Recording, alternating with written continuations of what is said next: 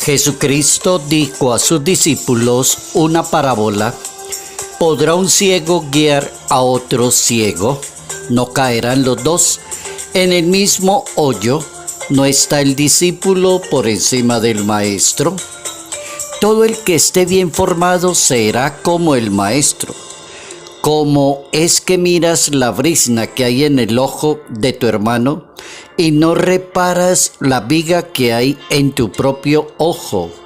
¿Cómo puedes decirle a tu hermano: deja que te saque la brizna, no viendo tú mismo la que hay en el tuyo?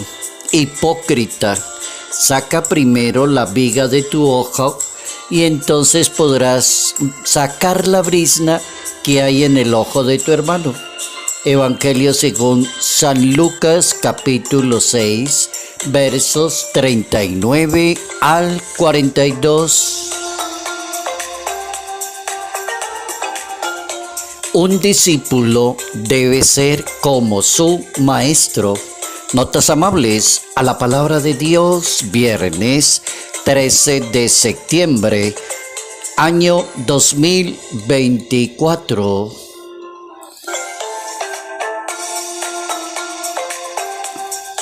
Nuestro santo para hoy es considerado el santo, la persona más preparada para predicar la palabra de Dios, para explicar la palabra de Dios, para comunicar el misterio de Dios. Y le cambiaron el nombre exactamente por eso, por las capacidades que tenía como predicador del Evangelio. Quedó con el nombre de San Juan Crisóstomo. Y San Juan Crisóstomo es del siglo IV de la historia en la Iglesia Católica, patriarca de Constantinopla, padre, doctor de la Iglesia Católica, y es el patrono de todo aquel que quiera predicar muy bien la palabra de Dios. Le colocaron ese apelativo, Crisóstomo, porque dio muestras de la importancia de cómo se predica con profundidad y con grandeza y con sabiduría la palabra de Dios. Y se le colocó ese apelativo, que propiamente es un apelativo que está formado por dos frases griegas que son crisos, que es oro, estoma, que es boca. Crisóstomo, el hombre de la boca de oro, el predicador de la palabra por excelencia. El nombre original es Juan de Antioquía, porque fue obispo, patriarca de Constantinopla, 4 de los grandes padres de la Iglesia de Oriente, y se le reconoce como el más excelso, exquisito orador de todos los tiempos. Nació precisamente en Antioquía y es recordado por la sencillez, por la humildad de corazón. El mensaje de San Juan Crisóstomo para los sacerdotes es el servicio, la caridad y la misericordia con las demás personas.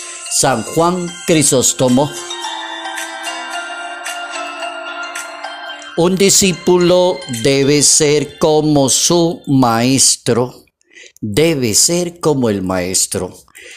He pensado en unas 3 máximas para hoy, frases célebres que nos pueden ayudar. ¿Quién es un discípulo? Una discípula, un hombre o una mujer bautizados, comprometidos, que les gusta predicar la palabra, catequesis, evangelización, misiones, servirle a los demás. Todo eso es la palabra discipulado, todo servicio que se pueda prestar. Para prestar un eficiente servicio, entonces se necesita un requisito en esa persona, hombre o mujer. Primer requisito: el gran reto para ser un buen discípulo, un apóstol de Jesucristo, es ser como el maestro. Es como el reto allí de fondo. El discípulo debe ser como el maestro. 2.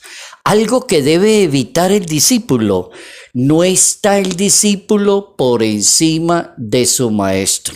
Un discípulo no debe estar por encima de los demás, ni creerse más importante que los demás.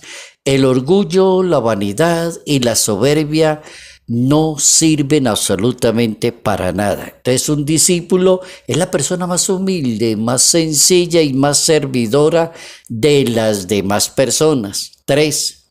Un discípulo es la persona que se mira primero al espejo y tiene caridad con los demás.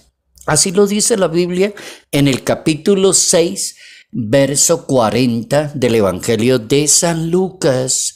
¿Por qué le miras el defecto a los demás y por qué no te miras los defectos? ¿Cómo puedes decirle a una persona: venga, yo le ayudo, usted tiene muchos defectos?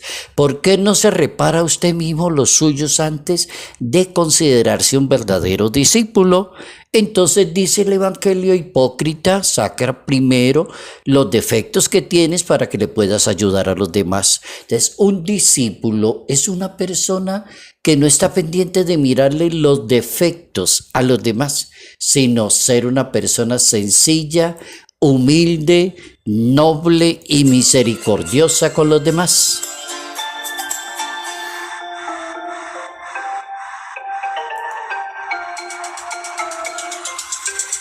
El buen discípulo tiene un reto de ser como su maestro, y por ahí comienza la carrera de un buen discípulo, de un excelente misionero, de un gran sacerdote, de un excelente predicador de la palabra de Dios. No lo podrá superar, porque el discípulo no es más que su maestro, sino que el reto es ser como el maestro.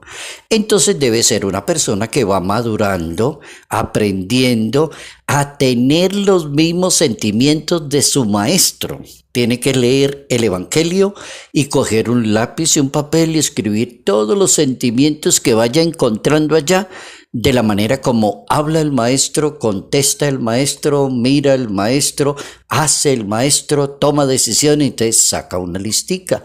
El discípulo es una persona que debe ir madurando y observando los sentimientos de su maestro. La tarea de un discípulo es ganar y formar a otros discípulos. La tarea no es que el discípulo llegue ahí arriba y conquistó, como dice: no, yo no estoy estudiando es para ser papa. ¿Cómo así? Sí, no, yo vine a estudiar para ser papa. No, empiece por discípulo por lo menos, a ver si de pronto llega papa algún día.